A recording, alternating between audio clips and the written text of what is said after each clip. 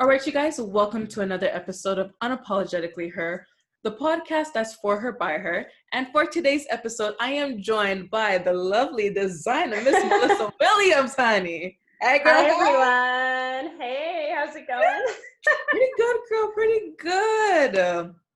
How is the lockdown treating you? You know what? I don't hate it.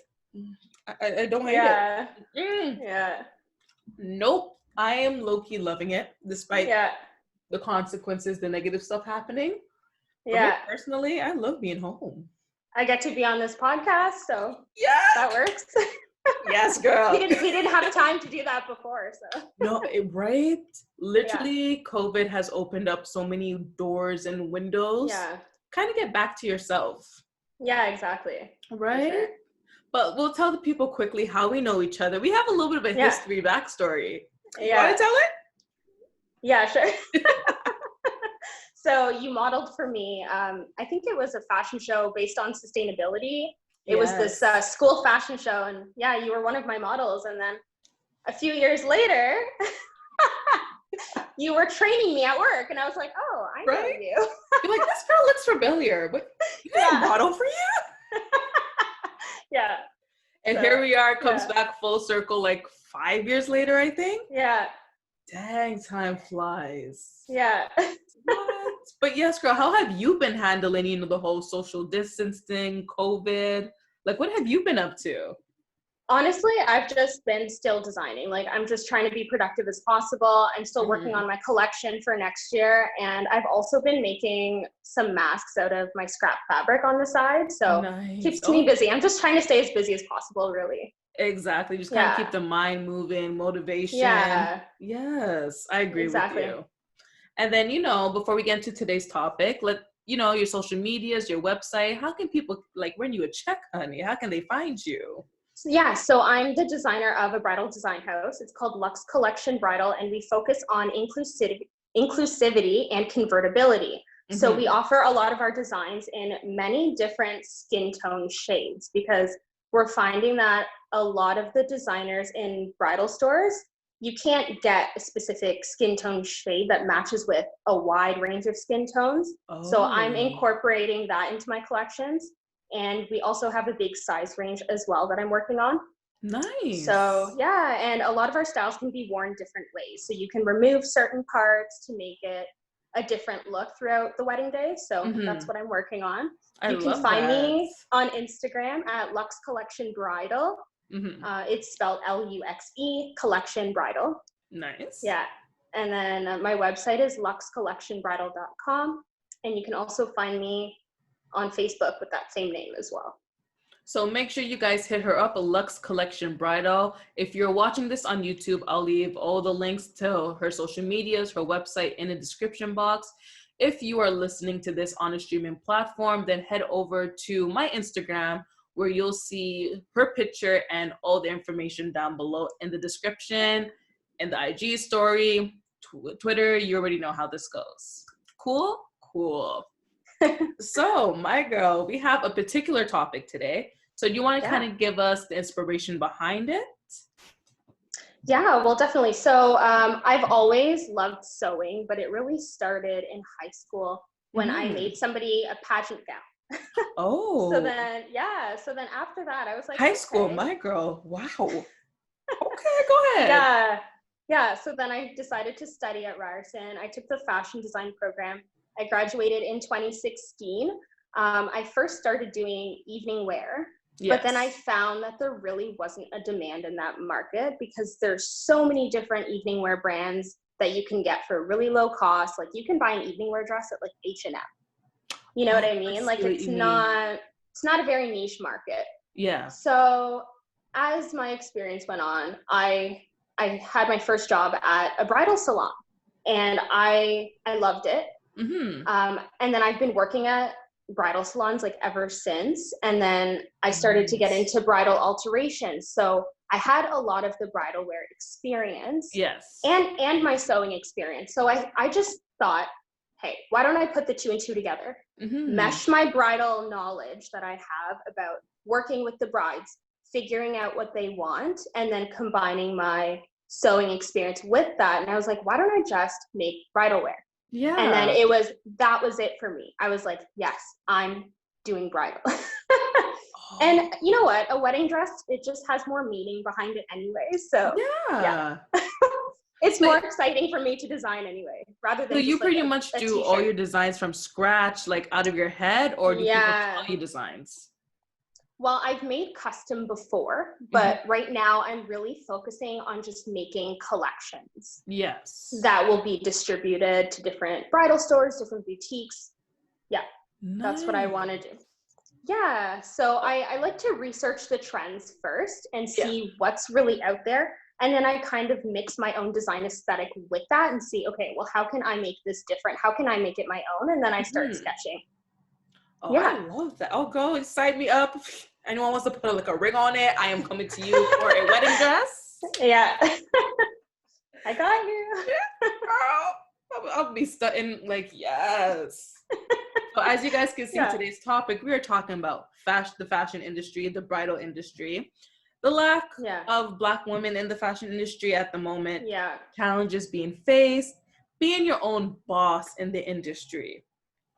So I want to go off with, what are some of the challenges that you faced as a designer today in Toronto in the bridal industry? You talked oh my gosh, where do I start? Bridal. So, we have to talk about the pros and the cons. Yeah. Well, I would say it's a very saturated industry in general. Like, there's so many designers. So, like, as a designer, I had to say, okay, well, how am I going to make myself different? How am I going to be different than, like, what is there lacking in the industry, and how can I add to the solution of that? So that's kind of what I'm focusing on right now. Because it's so saturated and it's so competitive. Like, there's so many designers, right? So that's the challenge that I'm facing right now. Another challenge would be, it doesn't matter. Like, it doesn't matter what industry you are in, really. Like, if you're a startup brand, it's a nightmare. Like, you have to figure out how you're going to market yourself. Like, there's certain things that you have to adapt to, like social media, like, it's, how do I say it? You are pretty much on your own, and you have to figure out how to do everything. Like, you don't have people that work for you. You don't have employees. Like, everything is you. You're the creator. You're the marketing agent. You're the salesperson.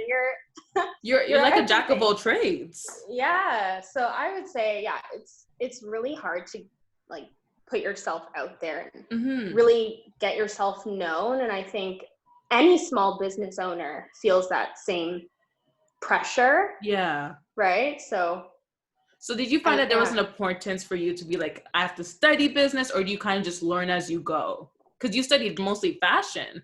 Yeah, well, they don't really teach you any of the business side. So I think, I have to just, like, learn on my own pretty much. Oh. Yeah. That's kind of cool, actually. Yeah. So along with that, how do you feel, not only like are you designing, but you're also a young designer? Now, I keep telling you, I keep having these business entrepreneur people on this podcast. Melissa's also young Black entrepreneur designer in her 20s. So not only just the challenges, but what are some of the challenges you face as a young Black female in the industry? I feel like people don't take you seriously. Like, even bridal stores, like, I feel like if I approach them, now this is my own prejudgment, but I feel like from experience, like, stores feel more comfortable with stores that are proven, designers that are proven, over a multitude of years, that, they're making money, they're a huge company, right?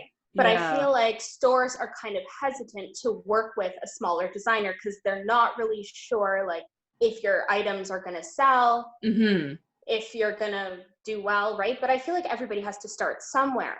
Like, all the big companies, they started just like me. Like, you can't just become big out of nowhere. Exactly. Right? So everybody has to start somewhere. And I think the stores really need to focus on giving those small local Canadian designers a chance. Because, we have the skills, we have the knowledge, we're growing, and you know what, we can really learn, and we need that platform. Sometimes we just need that one person to give us a chance to really start us our careers, because you know, dealing with only big companies, it doesn't help the economy. Like there's going to be always new fashion designers graduating out of fashion school and they can't find jobs. So, you know, give us a chance, you know, like I think I encourage stores to give new Canadian designers a chance, definitely.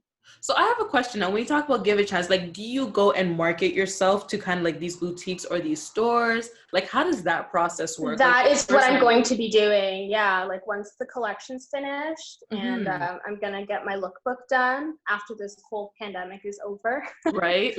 Yeah, definitely gonna be putting some lookbooks together and approaching some stores. Yeah, I like that. I kind of just hit them head on. Like, here I am. Here are my pieces. Like, I'm legit. Yeah. Yeah, exactly. Like you didn't just wake up one night and be like, okay, well, here's a dress. Like you put thought and effort into it. And you guys, I've seen her dresses in person, felt the quality. You know, we've had our friends try them on. Like you see, like this is not like a 1-2, like sold by number type of dress. Like my girl's doing these things by hand. Yeah. She's like a one-man band doing everything. I'm so proud of you. Thank you. I would not have the patience. Ooh, child. Nope. Yeah. So earlier you mentioned, you know, inclusion within the, I would say, fashion industry. Yeah. Can you expand a little bit on that? Because you talk about like size range and stuff, and like how important is this? Because clearly you're right. This is not something that we see often, or when it comes to selective fashion pieces. Right. Mm-hmm. So I think in the overall fashion industry, you know, they are starting to include, you know, a bigger size range. Sometimes you'll see a few plus size models on the runway. Yeah. But I don't really see this much in bridal wear per se. Like I don't see that many different types of models on the runway. Mm-hmm. Or in print. I think print is huge. Like I was in a few magazines and I was scrolling through like the editorials, and it's kind of like the same aesthetic, like the tall Caucasian girl with blonde hair. It's like over and over, like it's the same narrative we're seeing. And I feel like designers really need to incorporate, like, you know, use a different body type, use somebody that looks different. Like it's just, you know, brides they come in all types of shapes and forms and body types, right? And skin tones. So I just feel like in the bridal industry, that's really lacking. Definitely. You actually, now that I think about it, and like even like you said, the magazines, but even when you watch some bridal shows, you kind of it's like even Say Yes to the Dress, for example. Love the show. But after a while, it's like it's the same looking guest on the show every time. Yes. That's funny. I've never thought of that until you just said it now. Yeah. Because I used to watch that show all the time, but I never really clicked into my head. Like, that's a good point. Yeah. You want to be able, like, when you look at something, when you watch something, you want to have someone who looks like you representing you. Exactly. Whether you're tall, short, big, skinny, black, white, Asian, Hispanic, like you want to see representation. Exactly. You want to be like, well, she can wear it, I can wear it too, type of thing. Yeah. Exactly. Oh, fashion industry, y'all need to step your game up. Yeah. Seriously. Now, my next question for you is, now, not in any particular order, but what are the top 5 things people should know before going into the fashion industry, before starting your own fashion line, business? I would say number 1, it's very competitive. And it's a highly saturated market. It doesn't matter if you're going into menswear, children's wear, women's wear, couture, whatever it is, it's high saturated. So you have to figure out what your specialty is and how you're going to make yourself different. I guess that's 2 points. Figure out your niche market. That would be the second one. Mm-hmm. The third one would be, I guess, really get to know your market. Like, what are your customers looking for? Yeah. Another thing, design a million one things, but if no one wants it, it's kind of a waste, right? Yeah, exactly. Another thing would be I guess you have to be adaptive and diversify your skills. Like, I'll use myself as an example. Like, when I went to school, I was taught, okay, the basics of how to construct a garment, but like, I wasn't taught how to market your brand. I wasn't taught how to sell your line to different boutiques. I wasn't taught any of those things. So I think you really have to kind of learn new skills on top of what you already know. Yes. So as a business owner, that's really difficult. Yeah. And then I guess be authentic. Oh, yes. Yeah. And I just be that. yourself. Like, yeah. Like, once you're authentic, you be yourself, you're going to attract the right customers.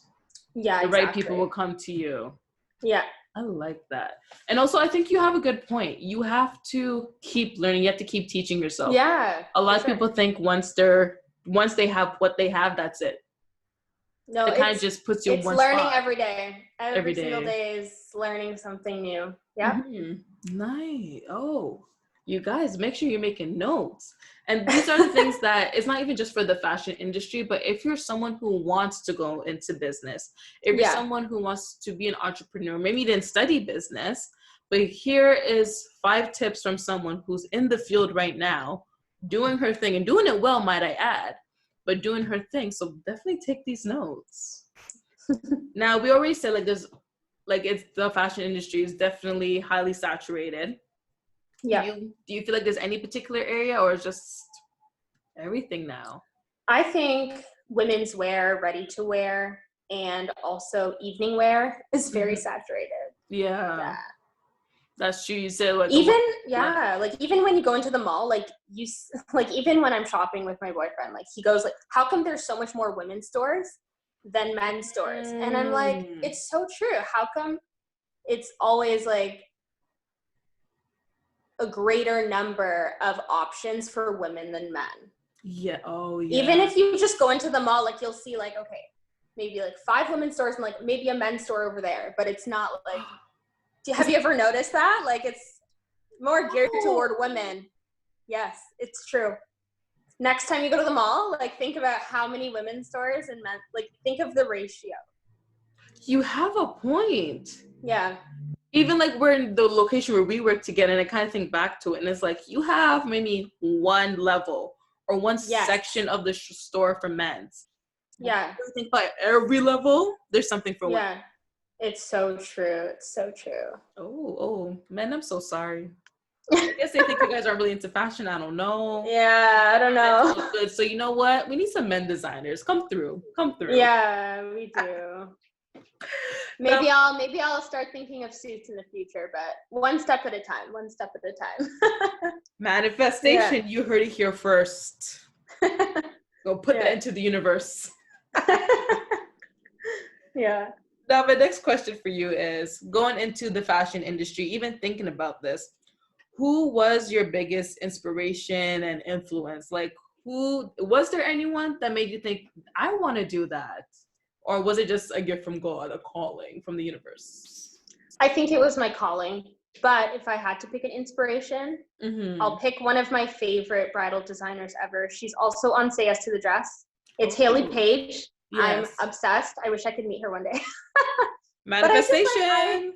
I admire the fact that she makes her collections based on her aesthetic.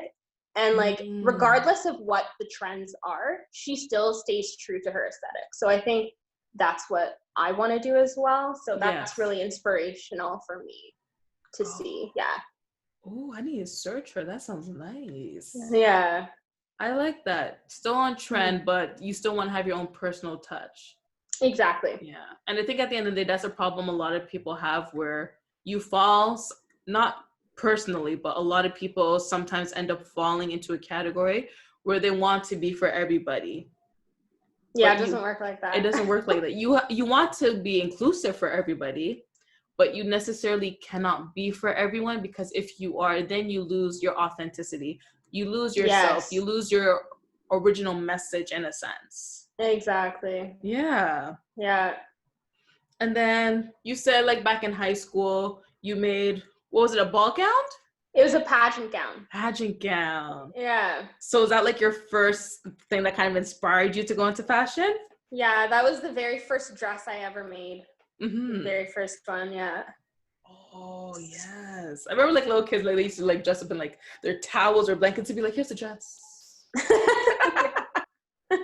Yeah. I love that. This was like real fabric, real beadwork, like the real deal. Yeah. Oh. I had some guidance from my high school sewing teacher. Mm-hmm. She's been really helpful. So yeah. Yes. She taught me how to thread a sewing machine. The first thing I ever made was a pair of pajamas, and I thought, I'm never going to be a designer. And then I'm like, oh, years later, I've upgraded from pajamas, you know. What?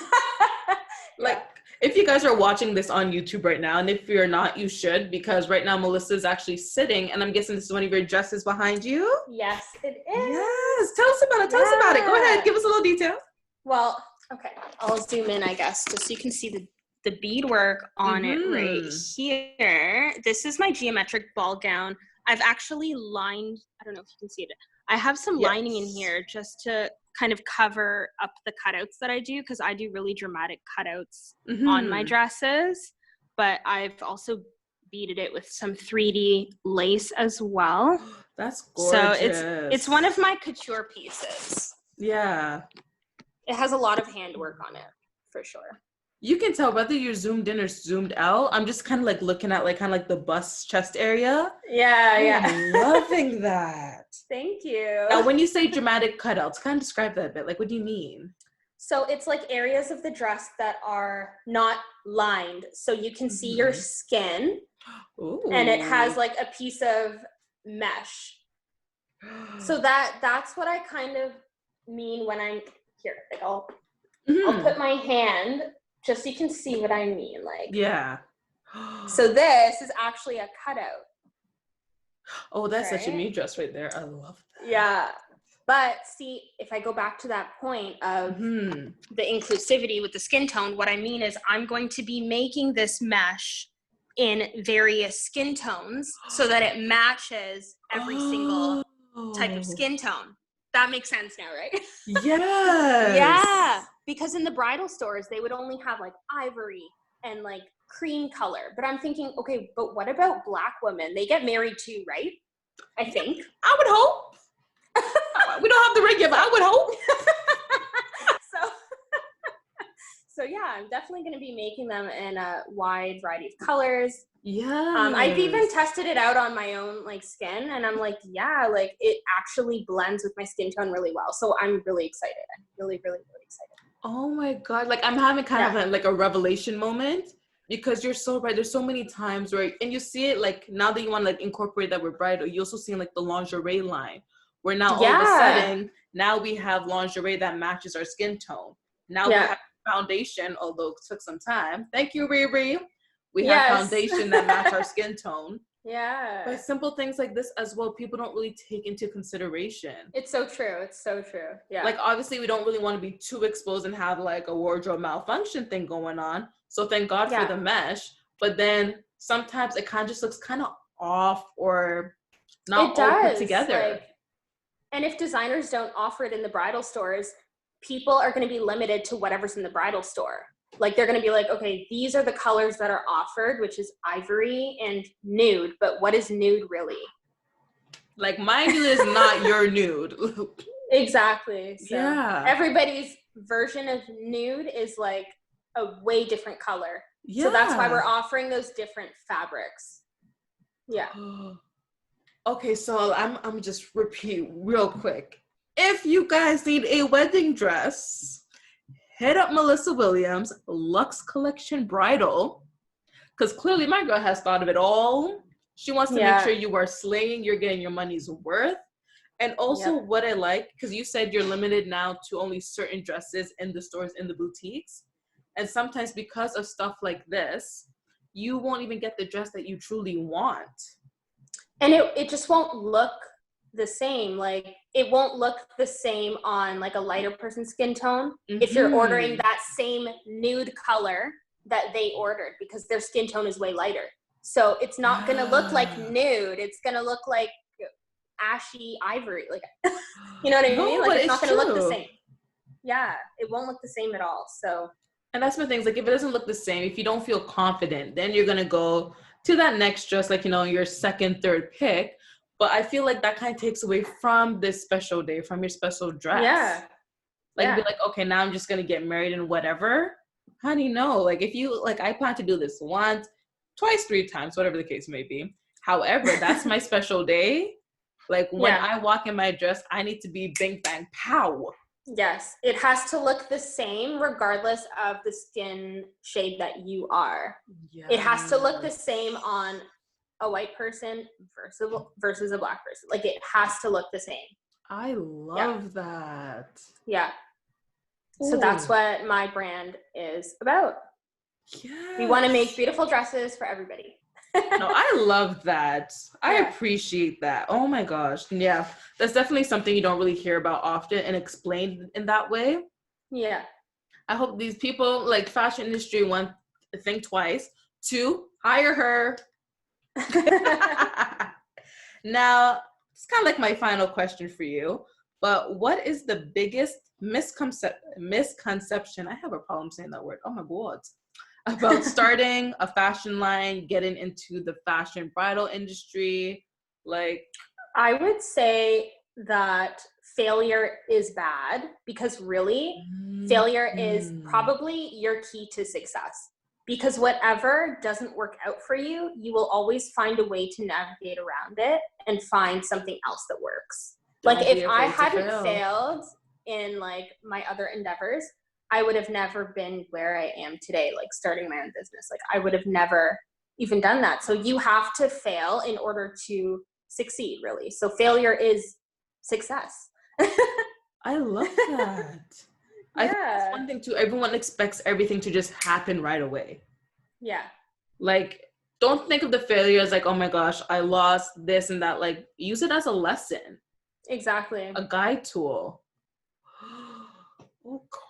Okay, I'm sure you guys have probably tuned in to the episode with Rochelle Rain, and I think this was actually her same point too. Don't be afraid of failure. Yeah. I feel like there's no such thing anymore. Yeah, it's just trial and error, pretty much. Like, that's what it is. Yeah. Like, you'll never be, I don't say never, but you might not be one of those people who get it on the first try, and that's okay. Yeah. Like, be grateful for the lessons, be grateful for the trials. I actually like when people have the trial and errors kind of story. Just, it's more it's more relatable. It is. Right? It shows that at the end of the day, you might, in a sense, cross these bridges, and that's okay, because that will make you stronger. That makes you who you are today. Yeah, that shows exactly. that you have determination. Yeah. Oh, yes, girl. Oh. Like, oh, thank you. Oh. Thanks for having me on your podcast. Yes. So, you guys, this concludes today's episode of Unapologetically Her. Thank you so much to Melissa Williams and Luxe Bridal Collection. Thank you for joining me. Luxe Collection Bridal. Luxe Collection Bridal. Let me repeat that. Melissa Williams and Luxe Collection Bridal. Get it right. Yeah. Any final remarks you would like to add? Am I officially initiated? What's the word again? Am I in the Unapologetically Her group now? Yes, girl. Yeah. Unapologetically her all the way. What? Forever and always. Welcome to the club. Yes, and thank you all so much for listening. If you want to hear from Melissa again, or if you have any comments, question, or podcast topics, hit us up on social media. You can check me out at Unapologetically Her on Instagram, at Unapologetic on Twitter. And Melissa, if you want to give them your social media handles again, your website, everything. Yeah, my website is www.luxecollectionbridal.com. My Instagram handle is Luxe Collection Bridal. Facebook, same thing again. And yeah, that's all I have. Perfect. So remember, Luxe Collection Bridal. Okay. Also, don't forget you can listen to the podcast on various platforms, including, and it's a long list, y'all, Anchor, Apple Podcast, Breaker, Google Podcast, Overcast, Podbean, Pocket Cast, Radio Public, SoundCloud, Spotify, and last but not least, you can watch the episodes on YouTube. Once again, thank you all so much for listening. Hopefully you'll tune in for a new episode. Thank you, Melissa. Thank you for having me. This was wonderful. Thank you. Thank you for not only joining the podcast, but letting people in on this part of life that we don't really get to hear about, this industry. Yeah, for sure. That you don't really get to see or hear about a lot. Yeah. Right? I feel like we always hear about the successors, if that's even a word. We hear about the success, but we don't hear about the ground up. Yeah, exactly. Right? We don't get to hear about the other end of the spectrum. We don't get to hear from, in a sense, another person that represents a different population, a different group of people. Yeah. Yes. So thank you so much for joining. Much love, y'all. Peace. And we'll catch you guys in another episode. Bye. Bye.